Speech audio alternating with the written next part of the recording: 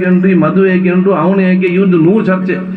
ಇವರ ಮಕ್ಕಳ ಬಗ್ಗೆ ಚರ್ಚೆ ಮಾಡ್ತಿದ್ವಿ. ನನ್ನ ಮಗ ಹಾಗಿದ್ದಾನೆ, ನನ್ನ ಮಗ ಹೀಗಿದ್ದಾನೆ, ಅವನದಲ್ಲಿ ಇಷ್ಟು ಮಾರ್ಕ್ ಬರ್ತಿದ್ದಾನೆ, ಅವನು ಅಷ್ಟು ಮಾರ್ಕ್ ಹೋಗಿದ್ದಾನೆ, ಪ್ರತಿಭಾ ಕಾರಂಜಿಯಲ್ಲಿ ಭಾಗವಹಿಸಿದ್ದಾನೆ, ಸಂಸ್ಕೃತಿ ಕಾರ್ಯಕ್ರಮ ಭಾಗವಹಿಸಿದ್ದಾನೆ. ಎಷ್ಟು ನೀವು ಚರ್ಚೆ ಮಾಡ್ತೀವಿ?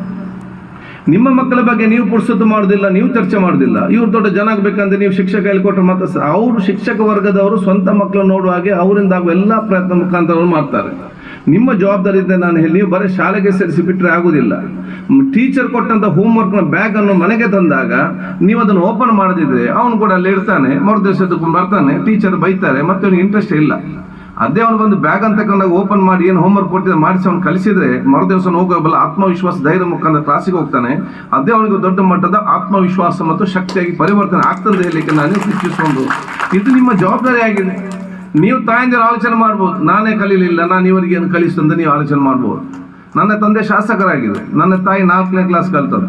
ನನ್ನ ತಾಯಿಯ ತಂದೆಯವರು ಕೋಲ್ಪೆ, ತಾಯಿಯ ಊರು ಕಡಬ. ಅವ್ರು ಬರೀ ಕಲ್ತದ್ದು 4. ಇಲ್ಲಿ ಇದೇ ಶಾಲೆಗೆ ಬಂದಿರ್ಬೇಕು, ಇದೇ ಕಡಬ ಶಾಲೆ ಗೊತ್ತಿಲ್ಲ. ಉಸ್ಮಾನ್ ಹೇಳ್ಬಂದು ಏ ಶಾಲೆ ಸ್ಕೂಲ್ ಇದೇ ಶಾಲೆಗೆ ಇಲ್ಲಿದ್ದಾಗ ಮತ್ತೆ ಅವ್ರು ಬಂದು ಮಂಗಳೂರಿಗೆ ಸೆಟ್ಲ್ ಆದರು. ಮಂಗಳೂರಿನಲ್ಲಿ ಟೀಚರ್ ಬಂದು ಅವ್ರು ಕಲಿಸ್ತಾ ಇದ್ರು, ಅಲ್ಲಿ ಶಾಲೆ ಮನೆಗೆ ಬಂದು ಕಲಿಸ್ತಾ ಇದ್ದದ್ದು. ಇವರೆಲ್ಲ ಕ್ಲಾಸ್ಮೇಟ್ಸ್, ನನ್ನ ತಾಯಿ ಮತ್ತೆ ಉಸ್ಮಾನ್ ಹಾಕೆಲ್ಲ ಇದರಲ್ಲಿ. ಸೊ ನನ್ನ ತಾಯಿ ಕಲಿದ್ರೆ 4ನೇ, ನನ್ನ ತಂದೆ ಶಾಸಕರಾಗಿದೆ. ನನಗೆ ಈಗಲೂ ಕೂಡ ನೆನಪಾಗ್ತದೆ, ಬೆಳಿಗ್ಗೆ 5 ಗಂಟೆಗೆ ಎಬ್ಬಿಸಿ ಓದು ಅಂತ ನಮ್ಮ ಜೋರು ಮಾಡ್ತಿದ್ರು. ಅದು ಓದಿ ನಾನು ಅಡ್ವೊಕೇಟ್ ಆಗ್ತೇನೆ, ನಾನು MLA ಆಗ್ತೇನೆ, ಮಂತ್ರಿ ಆಗ್ತೇನೆ, ವಿಧಾನಸಭೆ ಸಭಾಧ್ಯಕ್ಷ ಕನಸು ಕಾಣಲಿಲ್ಲ. ಅದು ಓದಿಗೊಂದು ಶಕ್ತಿ ಇದೆ ಅಂತ ಗೊತ್ತಿತ್ತು. ಆ ಕೆಲಸ ನಿಮ್ಮೆಲ್ಲರ ಪ್ರೋತ್ಸಾಹ ಕೊಡೋ ಕೆಲಸ, ನಿಮ್ಮೆಲ್ಲರ ತಾಯಿಂದರ ಇವತ್ತು ತಂದೆಂದರ ಕೆಲಸ ಇವತ್ತು ನಾನು ಆಗ್ಬೇಕನ್ನು ನಾನು ಹೇಳಲಿಕ್ಕೆ ನಾನು ಇವತ್ತು ಇಚ್ಛಿಸುವುದು. ಅದು ನಿಮ್ಮ ದೊಡ್ಡ ಮಟ್ಟದ ಜವಾಬ್ದಾರಿ ಅಂತ ಹೇಳಲಿಕ್ಕೆ ನಾನು ಇವತ್ತು ಬಯಸ್ತೇನೆ. ಆ ಸ್ಥಾನಕ್ಕೆ ತಗೊಂಡು ಬಂದ ಕೆಲಸ ಬಹುಶಃ ನಿಮ್ಮೆಲ್ಲರಿಂದ ಇವತ್ತು ಆಗಬೇಕಂತ ಹೇಳಲಿಕ್ಕೆ ನಾನು ಇವತ್ತು ಇಚ್ಛಿಸಿ ಎಲ್ಲ ವಿದ್ಯಾರ್ಥಿ ಶುಭಾಶಯ ಸಲ್ಲಿಸಿ ಎಲ್ಲರಿಗೂ ದೊಡ್ಡ ಸ್ಥಾನಕ್ಕೆ ಹೋಗಲಿ, ನಿಮ್ಗೆಲ್ಲರೂ ಕೂಡ ಗೌರವ ಬರಲಿ. ನಾನು ಈ ಶಾಲೆಯ ಮುಖ್ಯ ಶಿಕ್ಷಕರು, ಶಿಕ್ಷಕ ವರ್ಗದವರು ಕೂಡ ನಾನು ಅಭಿನಂದಿಸ್ತೇನೆ. ಬೇರೆ ಬೇರೆ ಸಮಸ್ಯೆ ಇದ್ದರೂ ಕೂಡ ತಾವೆಲ್ಲರೂ ಕೂಡ ಬಂದು ಸ್ವಂತ ಮಕ್ಕಳಾಗಿ ಪಾಠ ಕೊಟ್ಟು ಅವ್ರಿಗೆ ಕಲಿಸುವಂಥ ಸಂದರ್ಭದಲ್ಲಿ ಶಾಲಾ ಸಮಿತಿಯವರು ಎಲ್ಲ ಜವಾಬ್ದಾರಿ ಏನಿದೆ ಸಂಪೂರ್ಣವಾದ ಸಹಕಾರ ಕೊಡಬೇಕು. ನನ್ನ ಶಾಲಾ ಸಮಿತಿ ಅಂದರೆ ಶಾಲಾ ಕಾಲೇಜಿಗೆ ನನ್ನ ಶಾಲಾ ಸಮಿತಿ ಅಧ್ಯಕ್ಷ ಸದಸ್ಯರಿಗೆ ನಾನೆಲ್ಲ ಒಂದು ಟ್ರೈನಿಂಗ್ ತಗೊಳ್ತೇನೆ. ಎಂಥ ಟ್ರೈನಿಂಗ್?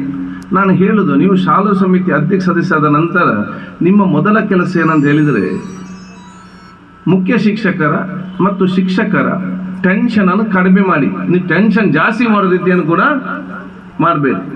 ಟೆನ್ಷನ್ ಏನು ಕಡಿಮೆ ಮಾಡಬೇಕು, ಅದನ್ನು ನಾವು ಕೆಲಸ ಮಾಡಬೇಕು. ಯಾಕೆ? ಒಂದು ಟೀಚರ್ ಮತ್ತು ಮಾಸ್ಟರ್ ಕಾಂಪೌಂಡ್ ಒಳಗಡೆ ನಗಡಿಕೊಂಡು ಬೆಳಗ್ಗೆ ಬಂದರೆ ಮಕ್ಕಳು ಕೂಡ ಮುಖವನ್ನು ನೋಡಿಕೊಂಡು ನೆಗಡಿಕೊಂಡು ಶಾಲೆ ಒಂದು ಉತ್ತಮ ವಾತಾವರಣದಲ್ಲಿ ಪಾಠ ಎಲ್ಲ ನಡೀತದೆ. ನಿಮ್ಮ ಗ್ರಾಚಾರಕ್ಕೆ ಟೀಚರ್ ಮತ್ತು ಮಾಸ್ಟರ್ ಟೆನ್ಷನಲ್ಲಿ ಬಂದು ಇಲ್ಲಿ ನಿಂತರೆ ಇವರ ಮುಖವನ್ನು ಮಕ್ಕಳು ನೋಡಿ ಮಕ್ಕಳು ಕೂಡ ಟೆನ್ಷನ್ ಆಗಿ ಇವರಿಗೆ ಪಾಠ ತಲೆಗೆ ಹೋಗೋದಂತ ಪರಿಸ್ಥಿತಿ ಆಗ್ತದೆ. ಅದು ಮಕ್ಕಳು ಟೀಚರ್ಗಳ ಟೆನ್ಷನ್ ಕಡಿಮೆ ಮಾಡುವ ಜವಾಬ್ದಾರಿ ಶಾಲಾ ಸಮಿತಿ ಅಧ್ಯಕ್ಷ ಸರ್ವ ಸದಸ್ಯರುಗಳ ಹೆತ್ತವರ ನಿಮ್ಮೆಲ್ಲರ ದೊಡ್ಡ ಮಟ್ಟದ ಜವಾಬ್ದಾರಿ. ಯಾಕಂತ ಹೇಳಿದರೆ ಅವರಿಗೆ ಬೇಕಾದಂಥ ಪ್ರೋತ್ಸಾಹ ಕೊಟ್ಟು ಅವರಿರುವಂಥ ಬುದ್ಧಿಶಕ್ತಿ, ಅವರಿಂದ ನಾಲೆಜ್ಗಳನ್ನು ನಿಮ್ಮ ಮಕ್ಕಳಿಗೆ ಪರಿವರ್ತನೆ ಮಾಡುವಂಥ ಜವಾಬ್ದಾರಿ ನಿಮ್ದಾಗಿದೆ.